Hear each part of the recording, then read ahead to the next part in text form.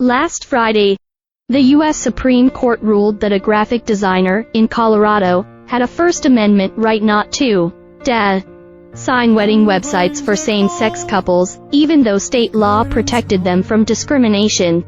This decision affects all queer people in the U.S., even those living in states like Washington, with robust anti-discrimination statutes that should guarantee their right to public accommodations. The court's narrow ruling removes that guarantee. But it doesn't allow just any business to discriminate against queer people. Only those who offer an expressive good or service. The problem is the court didn't define exactly what that means. Legal experts say this ambiguity invites people to test the limits of what the decision means, and to push the boundaries of what kinds of discrimination could qualify as protected speech, not only against queer people, but against racial and religious minorities. To Kendrick Washington, Policy Advocacy Director for the ACLU of Washington, compared a tailor who designs custom bespoke suits and a department store after this court decision. The tailor could refuse to design a suit for a queer wedding, but the department store would still have to sell them something off the rack. Washington law still protects LGBTQ people from discrimination if they race simply buying a product, but not if that product is designed or created for them. When you consider the breadth of what counts as a custom commission, be it art, music, paintings, pottery design, writing,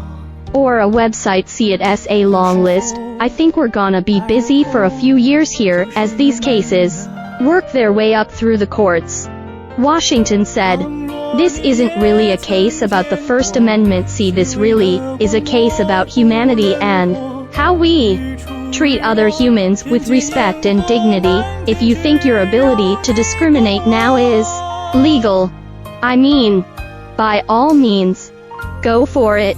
But history is going to reflect poorly on you." LGBTQ caucus member and state Sen.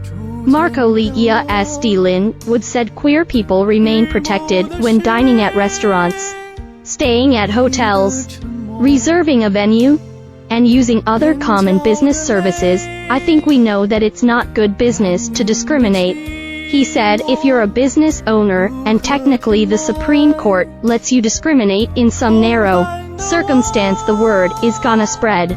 And it's gonna be harder to attract and retain clients if you're being bigoted or hateful toward them." State Sen. Jamie Pedersen D. Seattle, another member of the state's LGBTQ caucus, said Washington's legislative, executive, and judicial branches are prepared to take a strong reading of the state's anti-discrimination law. In a statement, the caucus said the court sided with forces of division during a period of increased hate and violence toward the LGBTQ community. Julia Marks, a litigation attorney with Legal Voice in Seattle, said it will likely take years for courts to fully define the ambiguous concept of expressive businesses.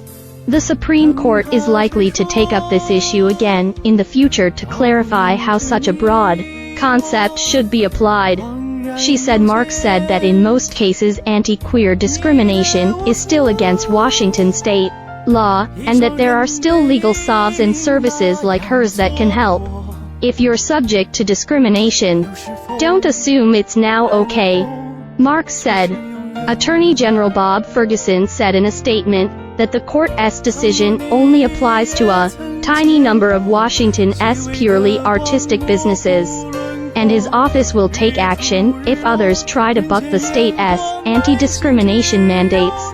University of Washington law professor Terry Price said the Supreme Court should not have ruled on his case in the first place, because it doesn't appear that a gay couple ever asked the graphic designer, Lori Smith of 303 Creative, to make a wedding website. In fact, it looks like her legal team might have made up a gay guy and submitted a seemingly fake document of the man's request the day after filing their case in federal court.